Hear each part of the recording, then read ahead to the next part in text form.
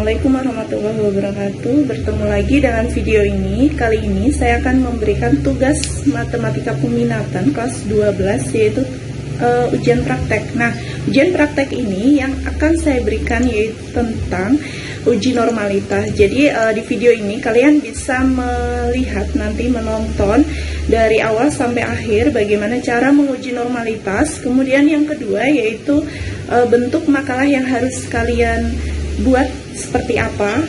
Nah, nanti di video ini jangan sampai dilewatkan. Oke, langsung saja saya akan menampilkan bentuk cara mengerjakan uji normalitas dan contohnya.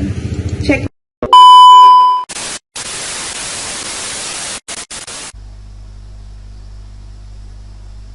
Uji normalitas, kita harus tahu uji normalitas itu adalah bentuk pengujian tentang kenormalan distribusi data.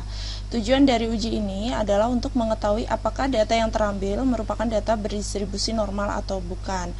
Kalau data itu normal, nanti bisa dilanjutkan untuk melakukan penelitian-penelitian dari data tersebut. Jadi kalau tidak normal belum bisa ya. Jadi syarat untuk bisa melakukan penelitian adalah datanya normal dan homogen. Nah, tapi kali ini kalian cukup menguji apakah data yang kalian kumpulkan itu data normal atau bukan. Nah, yang dimaksud dengan berdistribusi normal itu data akan mengikuti bentuk distribusi normal di mana data memusat pada rata-rata dan median. Dan modus ya, ada 3. Jadi rata-rata itu sama dengan median, sama dengan modus. Oke, ini adalah makalah ujian praktek matematika peminatan yang harus kalian ketahui. Yang pertama, sampul uji normalitas. Jadi nanti dalam satu kelas cukup membuat satu buku, tetapi di dalamnya itu semua nama ada. Data-data masing-masing siswa ada yang sudah dihitung, jadi dijadikan satu. Jadi sampul cukup satu kelas, kata pengantar juga, kemudian daftar isi, satu pengertian uji normalitas ini cukup dalam satu buku, itu di depannya saja. Kemudian adalah langkah-langkah uji normalitas, itu juga cukup di satu buku, itu satu saja, dilengkapi dengan tabel Z dan Lilly Force ya. Untuk mendapatkan tabel Z dan Lilly Force, kalian bisa download yang ada deskripsi di video ini. Kemudian ada data statistika. Nah, di dalam data statistika itu nanti ada masing-masing siswa. Nah, sampel data statistika ya, data statistika yang kalian miliki apa? Yaitu sampel data statistika. Kemudian ada bisa diambil dari berat badan, tapi dikasih keterangan kalian mengambil data itu dari mana, berat badan, tinggi badan, kemudian tanggal lahir, nilai, dan lain-lain. Nah, selanjutnya adalah lampiran itu tetap berupa hitungan Excel, karena kalian itu lebih dimudahkan bisa menggunakan Excel. Bagi yang tidak punya laptop, bisa kalian menggunakan handphone, karena sekarang handphone kalian masing-masing sudah canggih ya, bisa ngetik, bisa membuat di sana di handphone. Kemudian daftar pustaka, jangan lupa setiap pengambilan data ataupun pengertian normalitas kalian mengambil dari mana? Dari internet. Tolong dicantumkan daftar pustaka, karena itu adalah salah satu syarat ya. Kita boleh mengambil milik orang lain, tetapi dari mana yang diambil gitu. Jadi kita tidak lepas dari daftar pustaka. Kemudian nih, uji normalitas, langkah-langkahnya ya. Yang pertama yaitu merumuskan hipotesis, 2 menentukan nilai kritis, 3 menentukan uji statistik, kemudian 4 pengambilan keputusan, yang kelima adalah membuat kesimpulan. Nah, untuk merumuskan hipotesis ada H0, sampel berasal dari populasi berdistribusi normal. Kemudian H1-nya sampel bukan. Nah, itu ada merah ini ya. Maksudnya ada bukan berasal dari populasi yang berdistribusi normal. Mohon maaf ini belum keketik. Kalian bisa mengikuti H0 itu yang berdistribusi normal, H1 bukan berdistribusi normal. Jadi nanti kalau kesimpulannya atau pengambilan keputusan H0 ternyata diterima, berarti data kalian normal. Tapi kalau H0 ditolak, jadi data kalian tidak normal. Yang kedua yaitu menentukan nilai kritis. Nah, yang kita gunakan taraf signifikannya alfa adalah 5%, 0,05 ya. Gunakan itu saja karena sudah ada keterangan untuk menentukan nilai kritis, karena kita di pengujian ambil aja 0,05. Itu nanti data dari mana? Dari tabel Lillyforce ya, yang nanti kalian bisa download di video ini. Kemudian menentukan uji statistik. Nah, uji statistik Lmax, ini rumusnya ya, Lmax itu Lillyforce maksimum FZI dikurangi SZI. Nah, kalian juga masih bingung FZI apa, SZI apa, nanti saya jelaskan. Selanjutnya yaitu ZI. Nah, ini kan ada rumus Z tidak asing. Sebelumnya kalian tahu bahwa rumus Z itu adalah X dikurangi mu per tau. Itu untuk populasi, karena kita berbicara di sampel, jadi menggunakan ini X bar ya. X bar adalah untuk sampel, S adalah simpangan baku.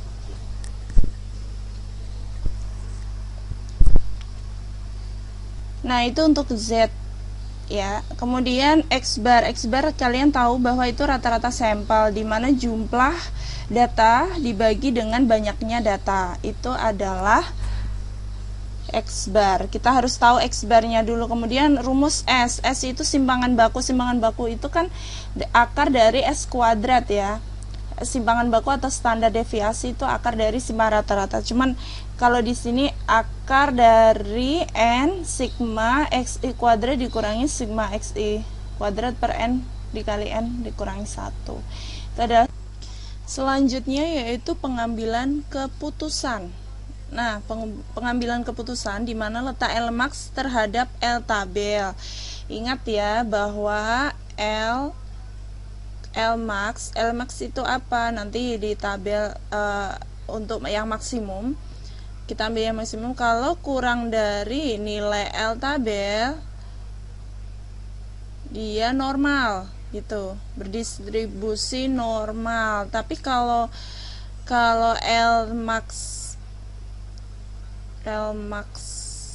ya lebih besar atau sama dengan, berarti lebih besar sama dengan L tabel, dia tidak normal ya. Berarti data itu tidak normal, data tidak normal ya. Selanjutnya kesimpulan. Nah, kesimpulan apakah data distribusi normal atau tidak ya, tinggal ya, kalau keputusan sudah ketemu data itu normal atau tidak, tinggal diputuskan. Nah, nanti yang harus kalian cari itu ini nomor kode. Kode itu apa, Bu? Nah, kode itu data yang ini hanya memudahkan kita. Jadi kan ada nama, biasanya kan gini, nomor, nama. Nah, setiap nama itu saya kasih kode. Misalkan nama absen nomor 1 nih Andini, berarti Andini misalkan saya ambil E1 atau terserah mau dikasih kode, silahkan, nggak silahkan. Kalau kode itu sekedar memperpendek ini aja, memperpendek kolom ya. Kemudian XI itu apa? XI itu adalah data yang peroleh setelah diurutkan ya. Setelah diurutkan ternyata paling kecil adalah 42. Kemudian 52 dan seterusnya. XI dikurangi X bar, ini harus perlu XI kurangi X bar. Nanti tinggal kamu harus tahu, cari dulu X barnya berapa. Kemudian XI dikurangi X bar kuadrat gitu ya. XI dikurangi X bar kuadrat. Nah, tinggal hasil dari ini dikuadratin. Kemudian ZI itu adalah, tadi kan udah ada rumus Z itu sama dengan X dikurangi X bar per S. Nah, cari aja X nya berapa. X nya dari sini XI misalkan 42 dikurangi X barnya berapa. X barnya adalah rata-rata dari 20 yang kalian cari nanti ya. Kemudian S nya itu simpangan baku. Simpangan bakunya berapa, nanti ketemu nilai Z. Nah, negatif 2,10. Nah, F tabel apa? Kalian bisa cari menggunakan tabel distribusi Z yang sudah kalian pelajari sebelumnya, yang menentukan itu loh daerah yang diarsir gitu, F tabel. Kemudian kalau FZ1 itu adalah peluangnya gitu. Kalau F tabelnya ini peluangnya berapa? Kalau posisinya dia Z1 nya negatif, berarti kan kalau misalkan kita sudah tahu normal tuh posisi negatif, di sini negatif 2,10. Nah, berarti daerah ya ini kan negatif 2,10 ya. Berarti daerah yang diarsirkan ini tinggal dikurangi aja 0, kalau negatif itu dikurangi 0,5 dikurangi 0,4821. Tapi kalau yang positif nanti ada positif 0, ditambah berapa gitu. Nanti saya jelaskan lagi. Oke, selanjutnya FZ1, FZ1 diperoleh dari F tabel itu ya. Tinggal 0,5 dikurangi atau ditambah. Kemudian SZ1 itu adalah ini dari sini 42. Ini kan 42 x-nya yang 42 cuma 1 dari 30 maaf. Ya, dari 20 apa 30, nanti tinggal 1/30, n-nya 30 apa 20. Nah, karena saya nanti ngasihnya contoh itu yang 30 ya, jadi jangan bingung. Nah, ini fxzi dikurangi szi. Nah, ini x kuadrat ya, x kuadrat dari sini, kuadrat dari 42 dan seterusnya. Yang penting ini yang kalian lihat dulu, nomor xi, xi min x bar, xi min x bar kuadrat, zi, f tabel, fz1, sz1, f zi, szy, x1 kuadrat. Oke, kita ambil contoh dari 30 data. Ini saya ngambil 30 data cuma karena layarnya nggak muat, jadi saya hanya menampilkan 12 saja. Nanti untuk full 30 nanti tetap saya tampilkan. Ini untuk 30 data.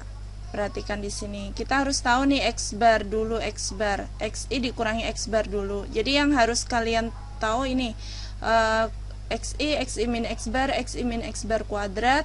X bar itu kan rata-rata ya. Berarti xi dikurangi x bar. Nah, rumusnya kan ini, x bar harus tahu dulu. X bar itu kalau kita cari dari 30 data yang tampil, nanti saya tampilkan seluruhnya, itu hanya yang di layar hanya 12. Nah, udah saya hitung, berarti total seluruhnya dibagi banyaknya data gitu kan, hasilnya 61,5. Kemudian kita harus langsung ke ini aja, langsung ke contohnya. Saya ngasih contoh dari beberapa saja. Ini xi dikurangi x bar itu sama dengan 45 dikurangi 61,5, berarti negatif 16,5. Kemudian 45 dikurangi 61,5, negatif 16,5 juga. Ini juga sama ya. Sekarang 50 karena xi, 50 dikurangi x bar. X barnya adalah 61,5 tadi. Udah, dia hasilnya negatif 11,5. Ini pasti sama juga. Ini sama. Ini sama. Nah, sekarang 55 dikurangi 11,5, yaitu negatif 6,5, negatif 6,5. Ini sama karena xi-nya sama. Kemudian negatif 6,5. Kemudian 58 adalah negatif 3,5. Ini pengurangan antara ini per kelas dikurangi rata-rata. Jadi untuk data selanjutnya tidak saya tampilkan di sini, nanti saya langsung tampilkan seluruhnya hasilnya. Kemudian xi kurang x bar kuadrat, jadi negatif 16,5 kita kuadratkan, itu hasilnya adalah 272,25. 272,25 ini dikuadratkan juga sama. Kemudian ini negatif 11,5 dikuadratkan 132,25 dan seterusnya ya kan. Kemudian xi x bar kuadrat udah. Zi kita lihat tabel ya. Kita harus lihat tabel, tetapi nanti untuk mencari zi kita hitung dulu. Zi itu kan rumusnya ini nih. Berarti xi-nya berapa? Tadi 45 dikurangi x barnya 61,5 per. Nah, simpangan baku. Kamu harus cari simpangan baku terlebih dahulu. Kalian bisa mencari dari Excel ataupun cara manual. Kalau manual kan ini ya susah ya. Berarti kita pakai Excel bisa atau manual. Kalau manual kayak gini, N-nya berapa? 30 dikali sigma XI kuadrat. Berarti sigma XI kuadrat. Sigma XI kuadrat dari sini nih. Nah, total dari sini ini berapa gitu. Kebetulan di situ adalah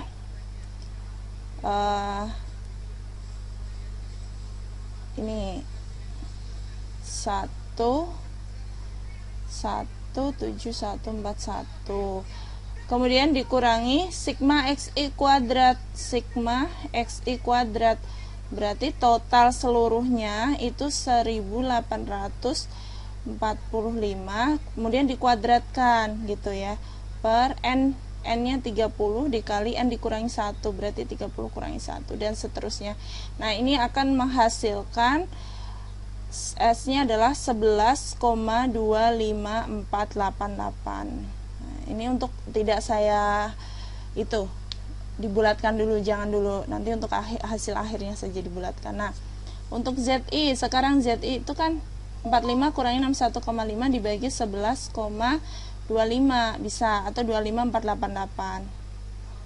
Nah, kita bulatkan, di belakang koma ada 2 angka, kemudian ketemunya adalah ZI-nya negatif 1,47 ya,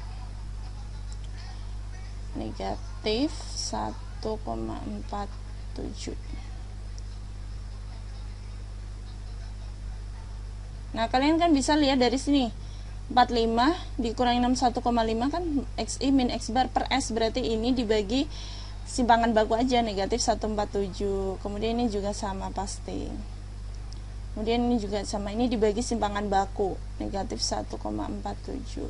Ini dibagi simpangan baku, negatif 1,02, dan seterusnya. Nah, sekarang kita akan menampilkan atau mencari ini, mencari di tabel, hasil di tabel ya.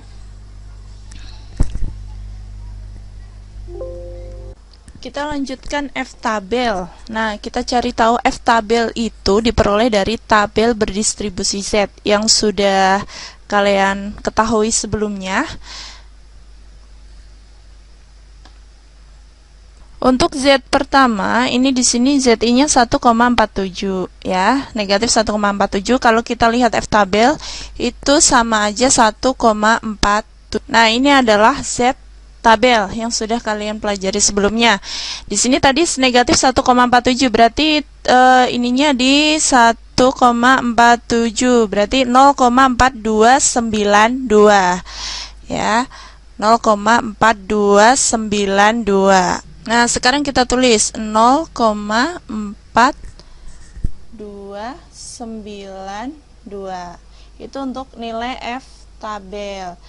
Sekarang kita harus tahu dulu cara mencari FZ1. Ingat, kalau ZI-nya negatif, berarti F,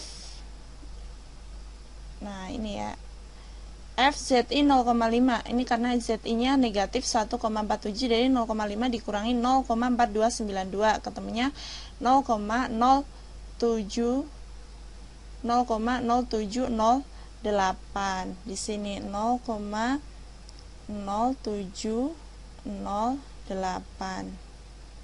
Kemudian ini juga sama pastinya F tabelnya, karena di sini ZI-nya adalah negatif 1,47, berarti 0,4292, di sini 0,0708. Kemudian di sini juga sama. Sebenarnya kita nanti kalau sudah menggunakan Excel itu sangat mudah. Paling mengisi manualnya paling F tabel saja. Untuk yang lain kan mengikuti menggunakan rumus. Kemudian negatif 1,02, sekalian bisa melihat dari tabel. F tabelnya adalah 0,3461, berarti FZ1 nya 0,5 dikurangi ini gitu ya, jadinya 0,1539 dan seterusnya. Ini kebetulan yang saya tampilkan adalah data dari 1 sampai 12, padahal saya menyiapkan 30 data. Nah, kemudian SZ1 diperoleh dari mana? Kita lihat dulu. data yang pertama, data paling kecil adalah 45, 45, 45. Nah, 45-nya ada 3. Karena posisi di sini ada 30 data, berarti 3 per 30, ya, gitu ya. 3 per 30 atau 0,1. Kemudian 45 juga sama 0,1, 0,1. Selanjutnya untuk yang ini nih. Nah, di sini data keempat, data kelima, data keenam, data ke-7. Berarti hitungannya 50-nya berada di 4 sampai 7. Berarti dihitung yang terbesar. Berarti ada 7 ya kan? Ke-7 sampai ke-7, 7 per 30. 7 per 30 berapa?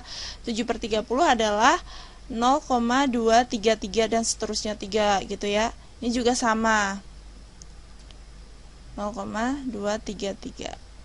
0,233 dan seterusnya. Kalau ini 55 ada 3 sampai data ke berapa? Data ke 10. Sampai data ke 10 nanti harusnya 10 per ini ya, 10 per sampai 11, mohon maaf, sampai 11 berarti 11 per 30, berarti 11 per 30 berapa gitu. 11 per 30 adalah 0, itu saya tulis 11 per 30, itu sama dengan 0,366 dan seterusnya. Nah, untuk selanjutnya mengikuti, berarti untuk ke 58, 58-nya ada berapa? Kalau nanti ada 5, ada sampai data ke berapa gitu. Kita lihat data terakhirnya yang sama. Ini data 55 itu ada sampai data ke 11, berarti 11 per 30. Berarti 50 itu sampai data ke 7, berarti 7 per 30. 45 dari sampai data ke 3, berarti 3 per 10 dan seterusnya. Tinggal ini mutlak ya. FZI dikurangi 0,1. Kalau hasilnya negatif, kalau dimutlakin kan positif, jadinya 0,0292. Terus ini dikurangi ini 0,0292 dan seterusnya. Nah, sekarang XI kuadrat nih ketinggalan. Jadi kita lihat dari sini, 45 kuadrat berapa? 2025. 45 kuadrat sama. Kemudian 45 kuadrat 2025. Kemudian 50 ya, urutan keempat, barisan keempat, 50 kuadrat 2500 dan seterusnya. Jelas ya? Jelas ya? Jadi itu yang nanti kalian isi. Untuk pengen melihat hasilnya, saya akan menampilkan Excel. Nah, ini adalah hasilnya. Ini sudah diurutin dari 30 data, tuh ya, dari 30 data.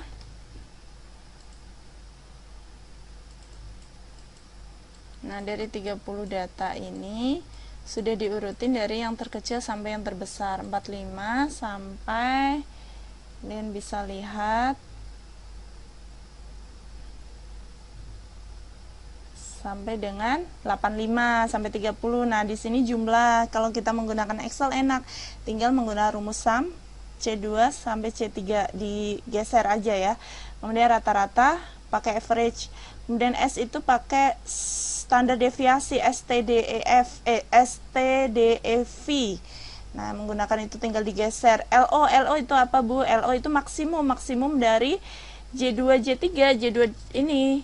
Nah, ini dari maksimum dari ini nih ya, dari FZ1 dikurangi SZ1, itu hasil maksimumnya. Baru hasil maksimumnya adalah ini, hasil maksimumnya adalah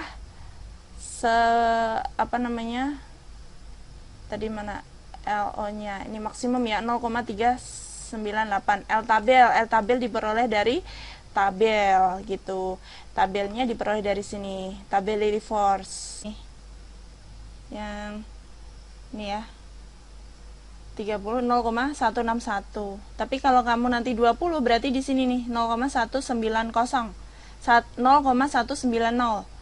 Nah, berarti tinggal diganti 0,190. Ini Excelnya 0,190.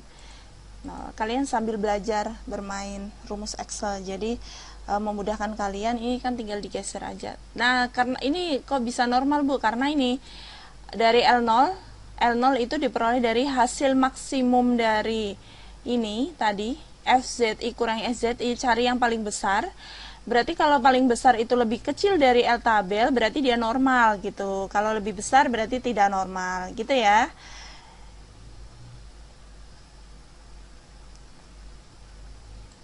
Jelas ya. Gitu. Nanti untuk Lily Force sama tabel Z saya akan bagikan di video ini.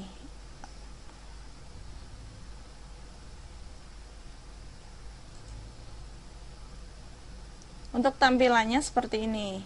Nih, nanti kalian akan membuat seperti ini, hipotesis, kemudian menghitung X1, X3. Kalau ini saya menggunakan X3, X1 sampai 30. Gitu. Nih. Ini hanya saya ambil, nah XI-nya berapa, XI kuadrat berapa, menggunakan rumus yang sudah saya jelaskan sebelumnya. Ini menggunakan sampel aja, kita menghitungnya sampel, tapi untuk berikutnya pakai itu ya, pakai Excel, jadi tinggal digeser ke bawah, nanti akan ketemu tuh pengambilan keputusan karena L0 kurang dari L tabel maka H0 diterima. Kesimpulannya sampel berasal dari populasi yang berdistribusi normal. Oke, gitu saja. Untuk lebih jelasnya dalam bentuk bukunya seperti apa, saya akan menampilkan.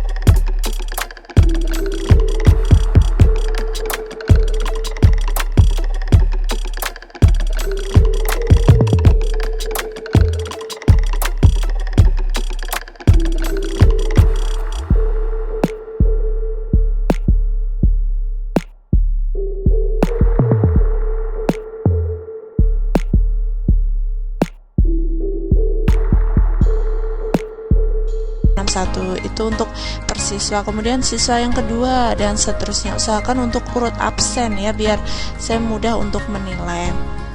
Nah, dan seterusnya seperti itu terus. Jadi langkah dan untuk kesimpulan, sampai kesimpulan. Nah, selanjutnya ini, dan seterusnya sampai satu kelas. Jadi setiap siswa menampilkan atau menulis nama, kemudian hasil perhitungannya, H0 diterima atau ditolak, seperti itu. Kemudian jangan lupa tetap daftar pustaka ada. Terus yang terakhir boleh diberikan kata-kata bijak tentang pendidikan, tentang sekolah, ataupun dikosongin nggak apa-apa, dan tutup sampul seperti itu. Mungkin itu saja yang dapat saya sampaikan. Semoga bermanfaat. Assalamualaikum warahmatullahi wabarakatuh.